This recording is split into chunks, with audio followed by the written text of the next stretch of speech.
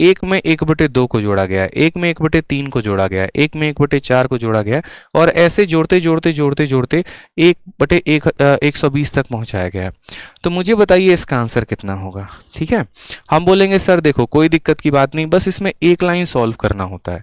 और वो क्या सॉल्व करना होता है, तो देखो मात्र एक स्टेप, 2 को 1 के साथ गुना करोगे 2, 2 + 1 3, यानी इसको सॉल्व करोगे तो कितना आएगा, 3/2 आएगा।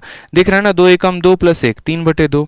फिर उसके बाद बीच में मल्टीप्लाई है तो मल्टीप्लाई लिख देना, 3 एकम 3 और 1 कितना हो जाएगा, 4/3 हो जाएगा। ठीक है, ऐसे ही बीच में सारे मल्टीप्लीकेशन होते हैं। और फिर लास्ट वाली संख्या लिख देना, 120 और +1 कितना हो जाएगा, 121/120। अब ऐसे सवालों में मेरे भाई बच्चों का ये डाउट होता है कि आखिर इसमें बचेगा क्या, कौन सा कट जाएगा, क्या बचेगा। तो हम आपको बताते हैं, आपको सिर्फ पहले टर्म पर फोकस करना है। इस पूरे सीरीज में पहले टर्म पर फोकस करो, इस टर्म का कौन सा वाला पार्ट कटता है। क्योंकि देखो इस टर्म के दो चीजें हो सकती हैं, या तो इसका न्यूमरेटर यानी अंश कट सकता है, या तो इसका डिनोमिनेटर कट सकता है। जैसे अगर आप यहां पर देखेंगे तो 3 से आपका 3 कट गया, यानी यहां कितना बचा, 2। तो मेरे भाई आप बोलेंगे सर नीचे कितना बच गया, 2। अब एक बात फिर से, मेरी बातों को, मेरी शब्दों को ध्यान से सुनिएगा आप, यहां पर उसी में सारा दम है। ठीक है, मैंने आपसे कहा कि देखो इसके दो पार्ट हैं, ऐसे समझ लो इसके घर में 2 बेटे हैं, या ऐसे समझ लो इसके घर में 2 लोग हैं।